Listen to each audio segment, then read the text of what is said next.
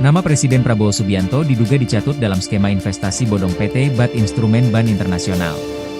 Ketua Umum Cuik, Henry Hosang, geram dan mendesak Polda Metro Jaya segera menaikkan kasus ini ke tahap penyidikan. Hingga kini, terlapor Ahmad Nur Sulaiman tercatat sudah 4 kali mangkir dari panggilan polisi. Alasan yang dipakai beragam, mulai dari urusan lebaran hingga mengaku sakit saat diperiksa. Cuik menilai ini adalah taktik mengulur waktu. Henry menegaskan, penyidikan tidak boleh berhenti hanya karena terlapor tidak hadir. Kini publik menunggu keberanian Polda Metro Jaya untuk bertindak tegas.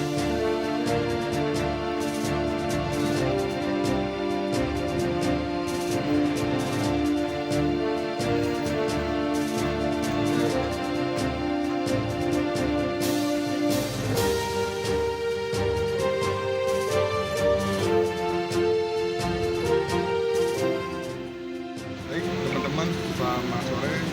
Saya perkenalkan diri dulu. Kami dari kuasa hukum pelapor berinisial JBI, warga kenegaraan Malaysia. Dalam hal ini kami menghubungi Polda Metro Jaya terkait monitoring perkara yang sudah jalan. Nah, saya jelaskan dulu sedikit, nanti mungkin dijelaskan sama rekan kami lebih detailnya.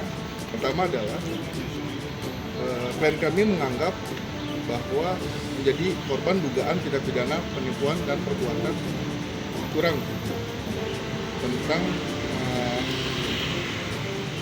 yang terjadi di Jalan Jenderal Sudirman, kantor Sampurna Strategik lantai 8 dengan terlapor inisialnya adalah ANS alias DS. Adapun uraian kejadiannya, pelapor selaku korban menerangkan bahwa korban dijanjikan oleh terlapor apabila korban melakukan deposit di PT BAT Instrumen Bank Internasional sebesar $1 juta, maka korban akan mendapatkan kontrak fasilitas overdraft senilai $10 juta dengan tempo selama 45 hari. Karena tertarik dan percaya, korban menyerahkan uang sebesar $1 juta tersebut. Namun pada kenyataannya sampai saat ini korban tidak pernah mendapatkan apa yang dijanjikan oleh terlapor.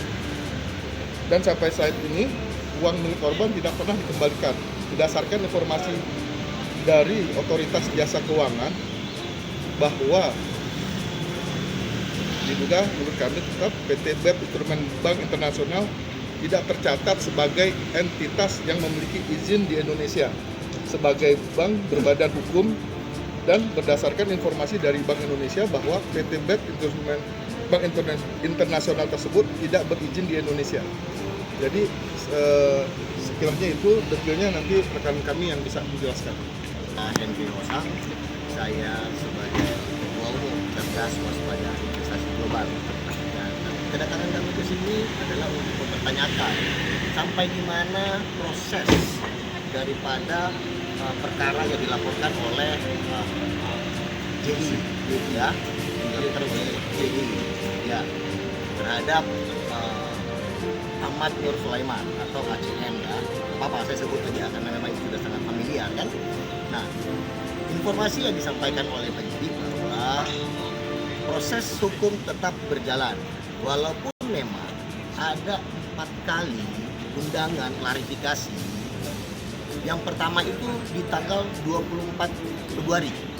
Ya, 24 Februari beliau tidak hadir. Nah, undangan yang kedua, klarifikasi yang kedua itu di tanggal 4 Maret.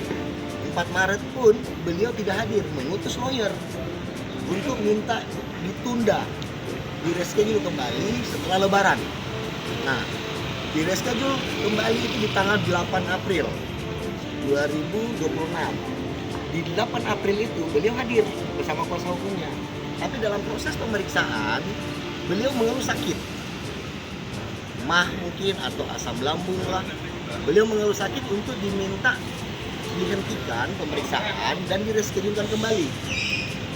Dan penyidik dalam hal ini sangat menghargai, ya, menghormati terhadap kesehatan beliau dan direschedule kembali di tanggal 14 April 2026. Nah, di tanggal 14 April pun di injury time hari itu jam 10 pagi beliau melalui kuasa hukumnya menyampaikan ke penyidik bahwa Ahmad Nur Sulaiman atau Datuk Sulaiman ini masuk rumah sakit untuk minta supaya pemeriksaan ditunda kembali seperti itu. Nah, kami mengkonfirmasi hal ini. Kami melihat ini adalah pola. Kami mengkonfirmasi atas pola atau kejadian-kejadian yang menurut kami ini ada dugaan untuk mendelaykan waktu. Ya, tadi penyidik kami mengapresiasi penyidik Polda Metro Jaya, dan kami berterima kasih kepada Bapak Kapolda Metro Jaya, Bapak Asep Edi Suheri. Kami juga mengucap cukup banyak terima kasih kepada Dirkrimum Bapak Iman Imanuddin, dan kepada Pak Kasubdit AKBP Akta Wijaya dan Kanit beserta jajarannya. Semua sangat profesional bekerja dan menyampaikan bahwa hadir ataupun tidak hadir terlapor di dalam pemeriksaan, maka proses akan tetap berlanjut. Untuk itu kami mendorong supaya proses ini segera gelar perkara, naik sidik, ya kan, untuk tingkatkan status ke penyidikan. Itu harapan kami. Nah, saya sedikit menyampaikan bahwa kronologis terjadinya dugaan penipuan atau penggelapan ini itu bermula daripada penawaran. Beliau mengaku bahwa ditawarkan oleh seseorang, ya kan? Terus modusnya yang kami lihat, presentasinya ataupun sistem pemasarannya, entah itu online maupun offline, di sini yang kami sangat menyorot keras di sini. Karena kenapa? Di dalam presentasinya itu membawa-bawa nama Presiden Prabowo Subianto. Mereka mengklaim mendapat pengakuan, mendapat dukungan secara resmi oleh Presiden Republik Indonesia Prabowo Subianto. Itu ada, ini kami tunjukkan ini.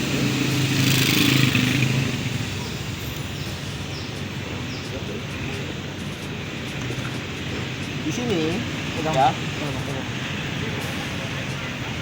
government recognition, official endorsement, artinya mendapat pengakuan dari pemerintah dan didukung secara resmi oleh pemerintah melalui, didukung oleh siapa? Presiden Republik Indonesia. Terus didukung oleh apa? Kementerian Keuangan, didukung oleh Bank Indonesia. Sedangkan begitu kami melakukan klarifikasi, menyurat langsung kepada OJK maupun Bank Indonesia,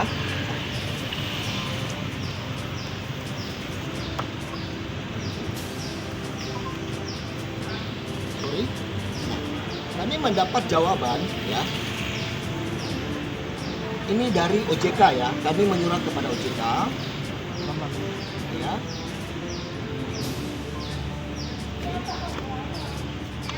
Dan mendapat jawaban daripada OJK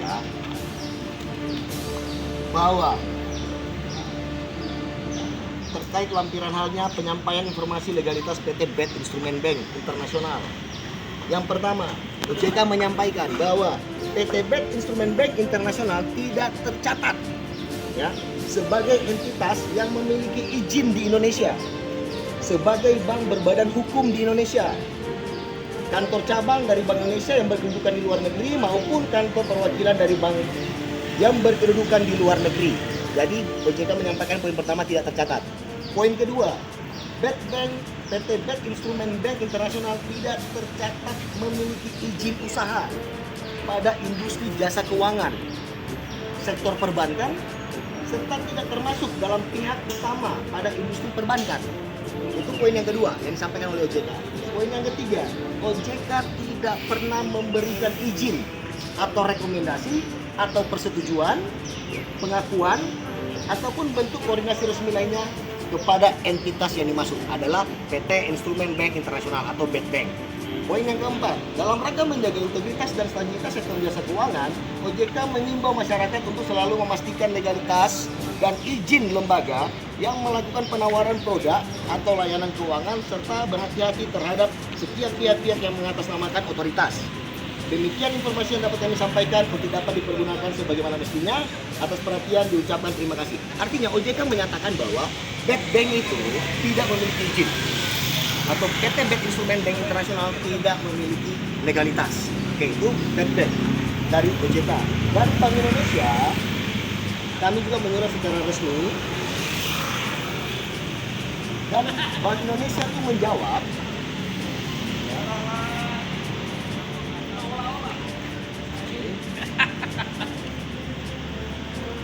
ini Bank Indonesia ya, melalui email dan menjawab, terima kasih telah mengirimkan email kepada Bank Indonesia sehubungan dengan email saudara dengan nomor laporan di CAS 081225000394 terkait konfirmasi, klarifikasi, legalitas dan validasi klaim otoritas Bank Indonesia oleh PT Bad Instrument Bank Internasional. Dapat kami sampaikan, sini ya, dapat kami sampaikan bahwa berdasarkan pengecekan kami oleh PT Bad Instrument Bank Internasional tidak berizin di Bank Indonesia. Jadi jelas ya, klaim-klaim yang disampaikan oleh Bad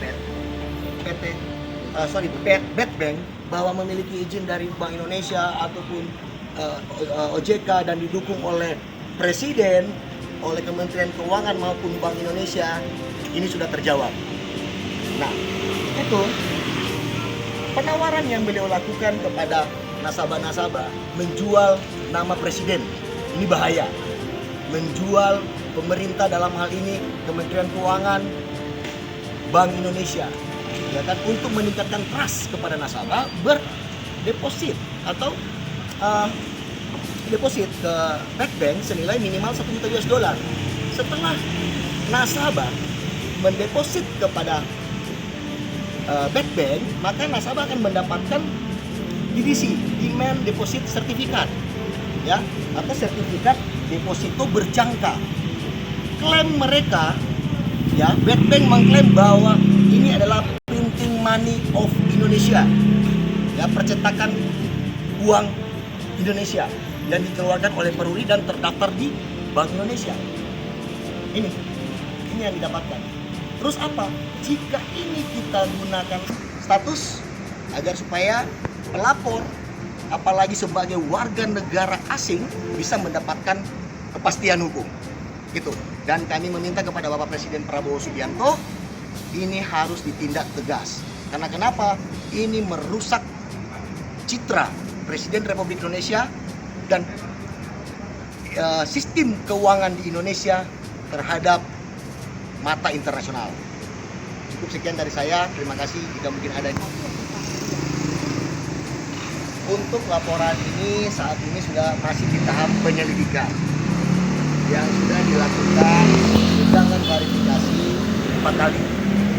Yang beliau, undangan yang ketiga beliau hadir, tapi yang tadi saya sampaikan di awal hanya setengah daripada pemeriksaan dan beliau mengeluh sakit, maka di reschedule kembali di tanggal 14. Tapi di tanggal 14 beliau tidak hadir.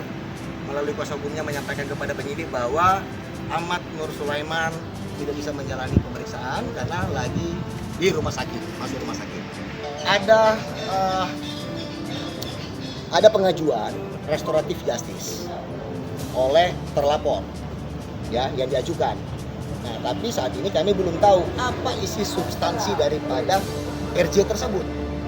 Kami terbuka terhadap Jangan biarkan simbol negara dijual untuk kepentingan penipuan. penyelesaian.